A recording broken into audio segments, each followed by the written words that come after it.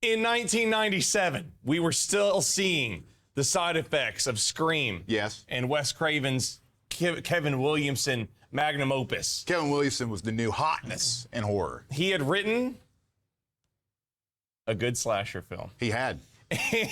And we got a myriad of clones and things that kind of revisited these slashers from the 80s. We had a ton of not Scream movies. Yes.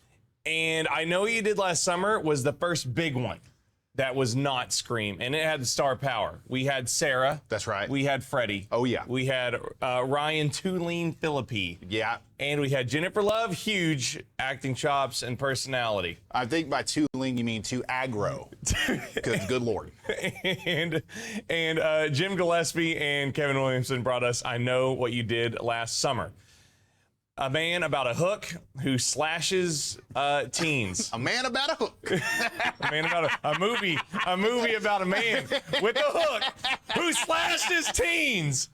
It's a movie about a man with a hook in a Fisher coat. And this movie is complete dog shit. So it's awful. I hadn't watched this movie probably in about 5 to 6 years. Okay, yeah, same. Maybe a little longer. So I remember the last time I watched it, I made fun of it a lot. Yeah. But I don't think I really looked at how bad this movie was until this go, mainly because I think we've just seen so many good horror movies. Yeah, it's in the past Renaissance. 5 years. Yeah. More, actually. But going back to watch this movie this time, oh my God. What a snooze fest. This movie is so boring. And the problem with this movie is the best kills of the movie go to the most random people in the movie. I'm glad that you brought that up. To assume that there's a best kill in this movie at all is very bold of you, Grayson. Well, when I say best kill in the movie, it's the only one we're talking about. And somebody gets killed on screen. Yeah, that is a good point because, yeah, almost everybody dies off screen in this film, too. But before we get into that, I want to talk about the marketing specifically because we have in the trailer, which is a really good trailer. Okay. If you go back and watch it, it's got great music in the trailer, and the premise is awesome because you got the 4 friends sitting around a campfire, and they're talking about the urban legend of, they find a hook in the side of the car, and then they get all the urban legends mixed up. And whenever I saw this movie as a kid, I really thought that this was gonna be what urban legend turned out to be. Yeah. And I bet you urban legend saw that part of the movie and was like, we could do something with this. Yeah. But the movie doesn't work out to be that kind of angle at all. It really is just is it prom night where they kill the kid on accident and he comes back and slashes Oh, he him? falls off. Yeah. Yeah, and which is also very cheesy. Yes, it is. But we get these 4 friends. They're, we know the premise, but I'll go over it. They're getting drunk. Ryan Phillippe's hanging out the sunroof. He distracts Freddie, who's driving, and they hit a guy who's crossing the road on a hairpin bank on a cliffside. This guy's a moron, whoever they hit. And they do the worst job of disposing of the body ever. That's manslaughter. We're going to burn. And that's where the movie... That's where the movie, as an adult, completely falls apart from the very beginning. It's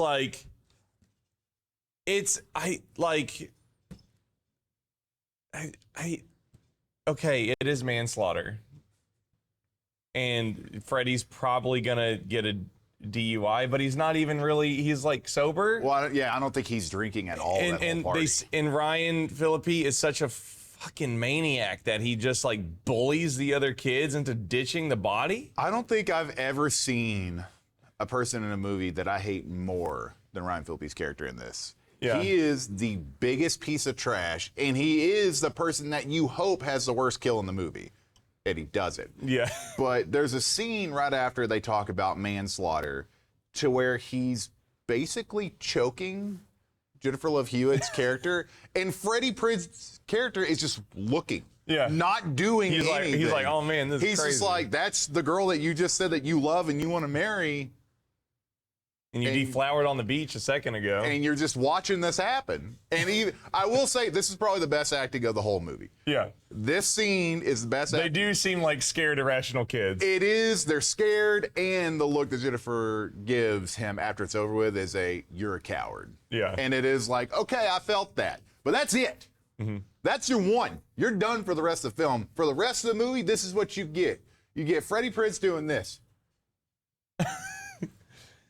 You get Jennifer Love Hewitt barely crying. Yeah, the whole time. Like it gets so annoying so quickly that you will. The only person of the four that I kind of feel bad for is, I want to call her freaking her name from damn Buffy. Buffy. Yeah. But I think her name in Scream 2 is JoJo or something like that. But Sarah Michelle Gellar's character is the only one in the film that I kind of feel bad for. Yeah, and the stumbling of the movie goes from the fact that this killer is tormenting them instead of just killing them. What sucks about I know is that the body count is like, just by plot, it's limited to 4 people. Maybe so you think? Yeah, maybe a couple of extras, right? You get the guy from Big Bang Theory, who I always confuse with Kenny Masterson. That's very funny. That's pretty good. Wait, is he the guy from the ranch with Ashton Kutcher? No, that's Danny Masterson. Danny Masterson. Sorry, I always confuse that guy with Danny Masterson. No, Johnny Galecki. Yeah, I always confuse Johnny Galecki with Danny Masterson. Fifth wheel nerd guy. I don't know, but. He loves Jennifer Love Hewitt in the movie, and also very aggro as well. Yeah, he's just every time he pops up, he's like, "You think I'm a killer? I'm not. I'm just a guy." What's going on over here? Seems like somebody's drank too much. Dead body laying right in front of him. Doesn't notice it. Doesn't bother to ask questions about why there's a huge dent on the front of their car. But that's besides the point. Yeah. And the car is spun around facing the other direction. And there's, I do believe, blood on the front of it. But, whatever. Vehicular manslaughter, huh? We're going to burn. How you doing, Jules? Looking good. That's manslaughter. We're going to burn. We're going to burn for this. In hell? What are you talking about? Man, so what sucks is he spends the movie tormenting this cast that goes through names and plot lines that I will be frank with you, Grayson. I scoured the Wikipedia 6 or 7 times to try to get a bead on who the killer is and why he was so mad and why he was on the road and why he killed him. And here's where I want to go with this. Who is Ben Richards and why did he go after these 4? Ben Richards was a man who killed the guy at the beginning of the movie. The guy at the beginning of the movie is the brother of Anne Heche's character. And apparently there was some kind of dispute between the guy and the fisherman. And it led to the fisherman killing him. Wrong. Okay, so what is it? Isn't that what they talk about? Yeah. So what is it? So this is me rereading the Wikipedia a dozen times to wrap my head around it. Okay. So what happens is the guy, Anne Heche's brother, gets Ben Willis's son, not Ben Richards. Ben Richards is Running Man. Ben Willis's son, is Ben Willis's daughter's boyfriend, who for some reason is responsible for her death in a car accident. Okay. So Anne Heche is the dude who died's sister, right? Yes. Okay, so he caused Ben Willis's daughter to die in a car wreck. Yes. So he gets mad and gets revenge by killing him. The same night that he kills him, they show up and hit him. With a car. That's what happens. That's the plot of this movie. Okay, yeah, I fucked up. Okay. I apparently was not listening at the right spot. Yes. Now, I'm sure people in the YouTube comments will be like, yeah, how do you not know it? I'm assuming that's going to be like, God, it's not that complicated. Yeah, and so Anne Heche's brother is David Egan, but Jennifer Love Hewitt finds a name, Billy Blue, which takes her to Melissa Egan. But Billy Blue just turns out to be the name of Ben Willis's boat. Yes. Which you see at the end of the movie. Yes. And yeah, so I watched the movie. I've seen it 6 times. I used to watch this all the time when it first came out. Yeah. I watched this every time it showed up on like Cinemax or Showtime or HBO. I watched it. Yes. And so as a kid, I was just like, oh, I was just like, cool, they hit the guy on the cliff at the beginning, and Ben was his dad. Yeah. The reason I went back and watched this and read the synopsis 100 times was because the sequel, which we'll get into in a second. Oh, Because in the sequel, obviously, we find out that Ben has another son. yeah. And I was like, wait, if he hits Ben's son in the first one, how did he come back to life in the sequel? Which makes you realize that it wasn't the son. It was, yeah. I get it now. Yeah. I get it. So there's a tapestry that happens off camera and is not explained well. And then Jennifer Love Hewitt finds David Egan's suicide note. Yes. But then she realizes it wasn't a suicide note. It was Ben Willis writing a death threat to him. Yeah. Because of the death of his daughter. and so we go into our kind of kills, and half the movie is him just fucking with him. He runs Ryan off the road, and again Ryan's like doing serpentine and stuff, and It's really funny. it's The really funniest funny. thing about that scene is seeing the fisherman drive the car. I know. Whatever that cuts up and you see his folded front of the hat and his big fucking slicker that he Yeah. has on, and he's just. It reminds me of like whenever you talk about Michael Myers driving the station It's so wagon. funny. Like it's this guy in a mask with a freaking suit on, just driving around town In a station wagon. in a station wagon, looking for no more. problems. Our kills are awful. They are terrible. We do get creepy scenes with Sarah Michelle Gellar getting her hair chopped off, dead body, and Jennifer Love Hewitt's car. Max has the best kill of the movie, Yes, he gets hooked and then yoinked across the counter. which is honestly, it's the best kill of the movie because it's the only one that kind of makes you cringe a little bit because of the hook. Like they show the hook coming through his mouth when Yeah. he gets pulled across, and he doesn't need to die. He has nothing to do with what happened. I know. The only way I could say that Ben would be mad at him is because he didn't do anything the night that he drove by. Yes. So he holds a grudge against him for that reason. Yeah, and that's the only way. Or he needed or it's that he needed a body to go in Jennifer Love Hewitt's trunk, and the only way to mess with them was to do it with somebody they knew. Yeah. And obviously he's laying there on the ground like like hit by a car, hearing this Max guy be a real douche.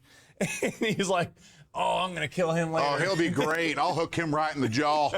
That's gonna be sick. So this whole time he's laying on the ground. He's like, okay. He's like, Julie, Barry. He's counting them. He's got a notepad laying on his back, writing it down while they talk. Julie, okay. Helen is city queen. Yeah. Barry, I'm gonna come back in a year and I'm gonna get him good. Yeah, Ray. It's Barry's car. Barry drives BMW. He looks over at the license plate. Right Big down. dent on front, black coating on car. I'm going out. Yeah. Oh, he goes, oh, they're coming. And so we do get a little bit of paranoia from within the group with Barry and Ray not getting a letter. So they try to out Ray as the killer. Which is really stupid. Yeah, the whole, I'm like, It makes no sense why you would blame Ray for this, but yeah. Even as a kid, my slight inkling was because of Scream, the boyfriend is the killer, right? Mm-hmm. And so I was like, whenever Ben saves her from Ray before getting on the boat, I was like, okay, maybe it is Ray. This boat guy. Even as a kid, when I saw the boat guy, I went, no way. When you were a kid and it turns out that Ben is the killer, the guy on the boat, I was like, who's this guy? Well, yeah, 100%. Because you never see him. Yeah. You never see him until the end of the film. Yeah, and you don't know like where he came from or anything. So it just drops the ball on every front. And even though I've seen this movie like a lot and I rented it all the time as a kid, I think I watched it wanting it to be better than it is. I think you probably did the same thing I did, and whenever I saw Urban Legend, I never watched it again. Oh yeah, that was kind of like a nail in the coffin. I think it really was, and I don't think I really put that together until you kind of brought up what was happening. But I do want to bring this up right before we get into the sequel because it's a double review. You heard that right, double. But how many times did you think about Scary Movie in this? My other note was that this movie, what's great about it is it gives us the most material and the best jokes from Scary Movie. It does. Like at the beginning, whenever she's like, here's the boot, where's the foot? Yeah. I thought that the whole time that scene was going on. Yeah. Or how he's in the back like, I'm fine, really, don't worry about it, I'm okay. Yeah, and then they knock him off the cliff again. And I was thinking about how he's the guy from Night of the Roxbury, and how he like puts his hand in Ray's ass, and he's like, because like in Scary Movie, it blends that with this so well that I thought that like he was dicking her down in the back seat, like when they crashed. Oh yeah. Because of. Did you also think he had a beehive on his head? Yeah. Yeah. And it really sells how overacting that guy is and why he's so aggro. Because I never really realized that he's really just laying into Ryan Phillippe. Yeah, because he should have been the killer. Barry should have been the killer of the movie. Yeah. Like if you go back and watch this film, he's the only person in that group that it would have made sense that he was a killer because he wanted everybody to be quiet. Or maybe like Julie forms a schizophrenia disorder and she's killing and doesn't realize it, and they kind of go that angle. Honestly, both of those make more sense than what we got. Yeah, because again, like I know you struggle with the synopsis. It took me probably half an hour. We're getting old to understand. Yeah, we're getting old. We're getting old. But not to mention, if you're enjoying this, go to patreon.com/hangtime and support content just like this. And if you are confused by the plot, go ahead and give this video a like, as we are still reviewing I Know What You Did Last Summer with the movie I Still Know What You Did Last Summer. A sequel that is complete booty. Even Jim Gillespie, the director of the first movie, was like, I don't know what they were doing there. I don't want to do that. We're back with Jules. She's in college with Brandy, who is, oh my God, she is so fine in this movie. Yeah. And we got Mekhi Phifer, who carries as usual. He's actually pretty good at it. And then we got Jack Black, and then we got newcomer Ben, who is not Ray. No. But another pretty white guy for Jennifer Love Hewitt to keep pushing off because she's not ready. And Ray's back home still fishing. And I was about to say, and Ray's back doing nothing again for the second time.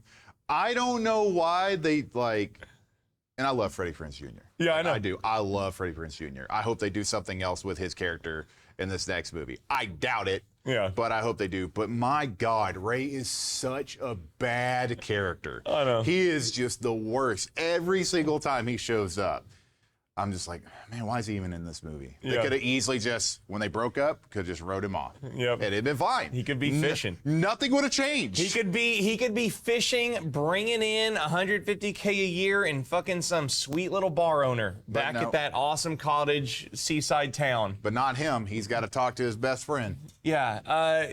We have Brandy and Julie and Jennifer winning a radio contest to go to the worst resort in history. Yep. During the off season. Yes, during hurricane season, and storm takes over.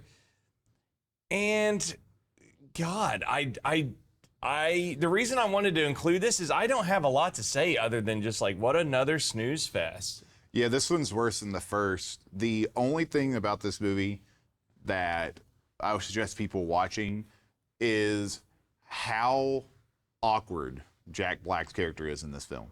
Oh yeah, his and his death is really, really funny because he's like, no, what are you gonna do with that? No. It is so long and so drawn out with his dreads and everything. Like, man, it makes sense of why they make fun of him so badly in Scary Movie. Yeah, because that's another thing, and they're like, I hate that motherfucker. It's so funny. It's so funny in that, but.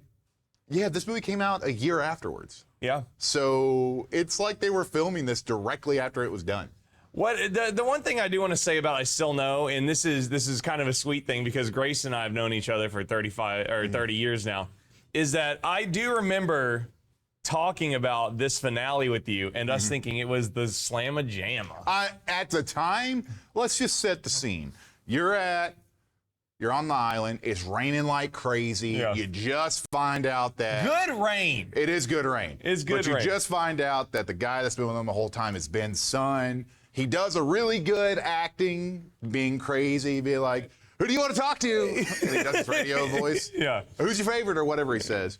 So, and then Ben comes out and he has a hook for a hand. Yeah.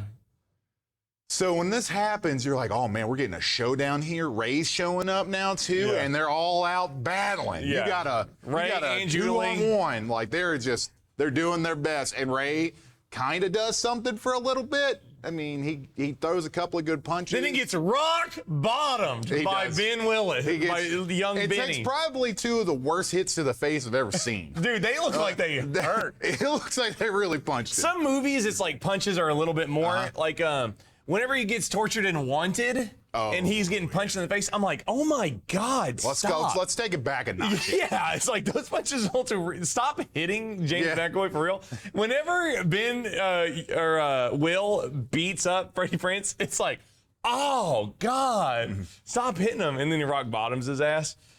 And finally, we get Julie to pull out. We get Ray dodging the hook. Oh, yeah. And Ben stabs Will Jr. Well, the first thing we actually get is Ray showing up and pulling the trigger, and nothing happens. I know. He can't even shoot a gun. It's a revolver. He misfires. How? And he misfired. How did you miss one bullet? Like, Nasty. But you know, I think the legacy of these movies is that they're not Scream. no. And I will probably watch them once a decade until I die. So the only reason why these got watched right now is because we have a new one coming out. And no, we're not going to talk about the third movie because my God. or the series, 10 episodes. I think is there 2 series? There might be. There's a new one on Amazon that I will not watch because it looked like Euphoria, Yeah. but I'm okay. But yeah, it's not Scream. Kevin Williamson, although he did go and write many great films and series, not a winner with I Know What You Did Last Summer. A complete waste of time. I think it is one of those movies that I do recommend people watch, though. I would say You think need, so? Here's the thing. I'm talking about if you've never seen it before. You need to watch what people thought was going to be the slamma-jamma slasher, just to see what we were expecting. I guess so because it was Scream with like 10 times the star power. Yes. At the time, because So- Courtney Cox was new when Scream came out, and Neve Campbell was, she wasn't a leading lady yet. Yeah.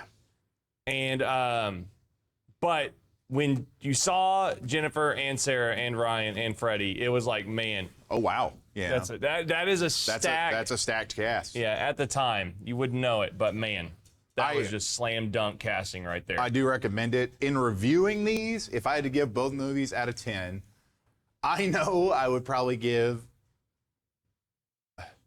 a 3. I still know maybe a 1. Yeah, I would. Yeah, I'd be the same. I'd probably give the first one a 4 because the soundtrack is slamming. Yeah, I was gonna bring it up. The soundtrack is pretty good. Yeah, you got some good stuff on the soundtrack. But And I think the only reason why both of them get that is because they make me laugh. yeah, Honestly. and they give us material for Scary Movie, which is yeah, spectacular. like if it wasn't for this, we wouldn't have some of the funniest lines in Scary Movie 1. So there's that, I guess. Yeah, yeah, not a winner. Let's hope this new one's good. And I will say I have very little hope. I do too, but going in having little hope may mean that we get something that could shock us. Do I think it will? No, I don't. I think it's going to be the same thing over again. But who knows? We might be surprised. Make sure and let us know what you think about I Know What You Did Last Summer and the terrible sequel down in the comments below. You can go check out I want y'all to go watch our Descent. That's a good one. I made my breast. My breast friend? Watch for the first time. Go check that out right here over Greyson's shirt. It'll fit perfectly in his box right there. Look at that. There it is. Right there. You guys have an awesome day. Goodbye! Where's my mouse? There you go.